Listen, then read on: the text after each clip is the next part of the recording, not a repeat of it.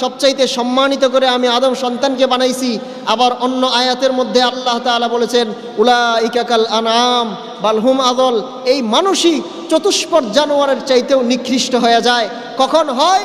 যখন এই মানুষ জন্ম নেয়, হাত পা কান চোখ নাক থাকলেই শুধু তাকে মানুষ হিসাবে বলা যায়, হ্যাঁ আকৃতিতে মানুষ হয়, কিন্তু প্রকৃতপক্ষে মানুষ হয় না।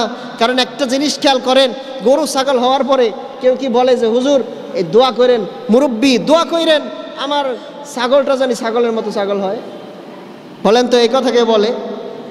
আমার গরুটা যেন গরুর মতো গরু হয়, এই কথা কে বলে? কেউ বলে না।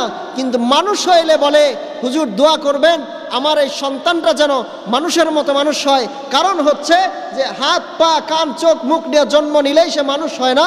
মানুষ হওয়ার জন্য কিছু কাজকর্ম দরকার, যে কাজ কামের মাধ্যমে সে প্রকৃত মানুষ হিসেবে পরিচিত হবে, আল্লাহ তাআলার কাছে দামি হবে, সে জান্নাতি হবে, সে আল্লাহ এবং তার আল্লাহ তাআলার বান্দা এবং রসুলের খাঁটি উম্মত হবে। এটা হওয়ার জন্য দ্বীন ইলম প্রয়োজন। যদি এটা না থাকে তাহলে ওই মানুষটার মানুষ থাকে না। যে যত বড় শিক্ষিত হোক, তার মধ্যে যদি ধর্মীয় জ্ঞান না থাকে, ইলমে দ্বীনের শিক্ষা না থাকে, সে যত বড় শিক্ষিত হবে তত বড় দুর্নীতিবাজ। ইলমে দ্বীন শিক্ষার কোনো বিকল্প নাই।